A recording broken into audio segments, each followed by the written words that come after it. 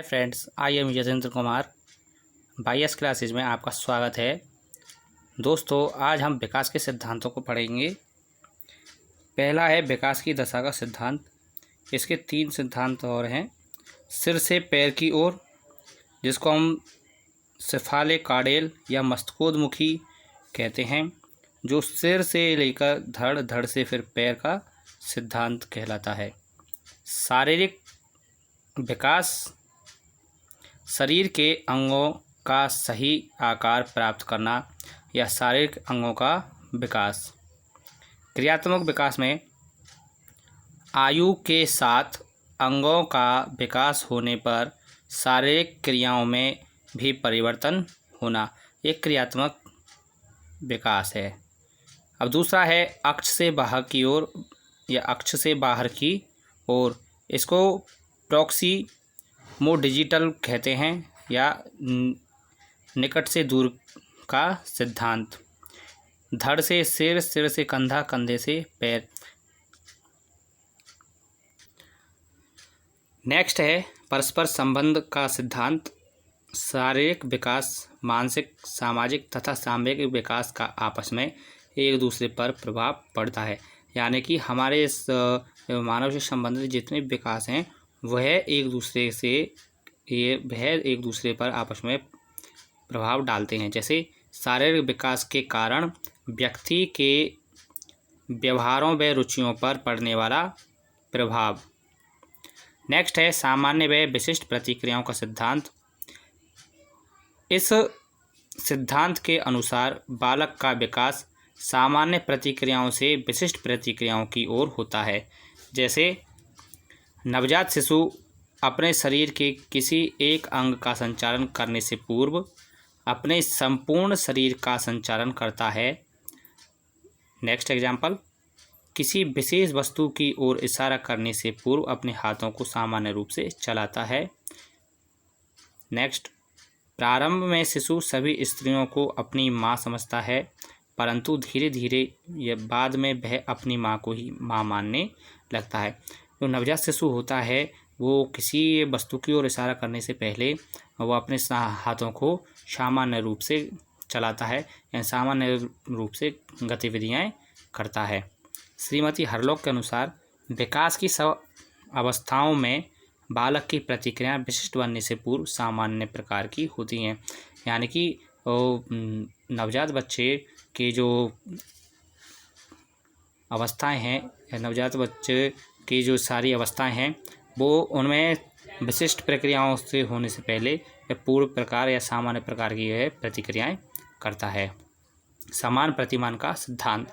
Hurlock के अनुसार प्रत्येक जाति, चाहे वह पशु जाति हो या मानव जाति, अपनी जाति के अनुरूप विकास के प्रतिमानों का अनुसरण करते हैं। पशु जाति हो या फिर मानव जाति, वह जैसे वो गतिविधियाँ करते हैं वैसे ही हम जो बच्चे होते हैं वो उनका अनुसरण करते हैं। व्यक्तिगत विभिन्नताओं का सिद्धांत।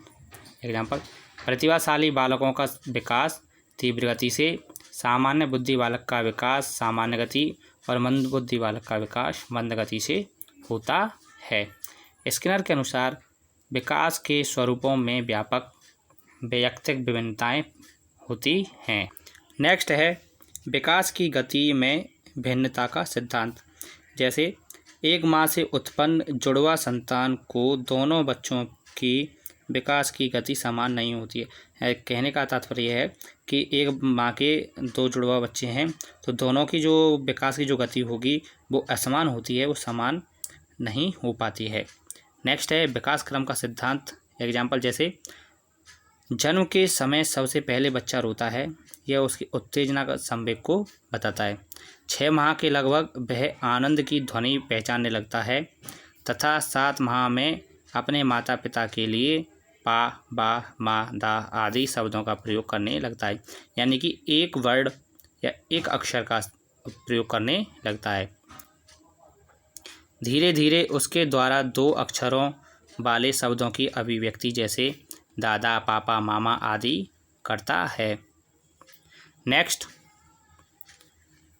वर्तुलाकार विकास का सिद्धांत। विकास केवल लंबवत नहीं होता है वरन चारों तरफ का वर्तुलाकार या गोलाकार होता है। कहने का तात्पर्य है कि जो विकास होता है वह चहुमुखी होता है या चारों ओर का होता है या पूर्ण उसमें मानसिक, सामाजिक, सांवेगिक विकास होता है। नेक्स्ट, एकीकरण का सिद्धांत। बालक पहले संपूर्ण अंग तथा बाद में उसके अंगों को चलाना सीखता है, उसके बाद उनमें तालमेल स्थापित करने लगता है। यानी कि बालक के द्वारा कई प्रकार की गतिविधियां की जाती हैं, तब उसके बाद में वह अपने अंगों को चलाना सीखता है और उसके बाद में वह उनके जो तालमेल होता है वह स्थापित करने लग जाता है। नेक्स्ट एग्जाम्पल, सर्वप्रथम शिशु किसी वस्तु को पकड़ने के लिए पूरे हाथ को प्रयोग में लाता है, उसके बाद पंजे व अंगुलियों को प्रयोग में लाता है। कुप्पुस्वामी के अनुसार विकास में पूर्ण से अंगों की ओर एवं अंगों से पूर्ण की ओर गति रहती है।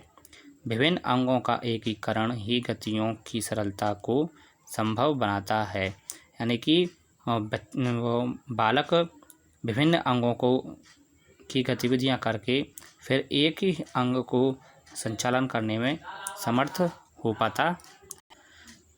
नेक्स्ट है निरंतरता का सिद्धांत। इस सिद्धांत के अनुसार विकास की प्रक्रिया अविराम गति से निरंतर चलती रहती है, पर यह गति कभी तीव्र और कभी मंद होती है।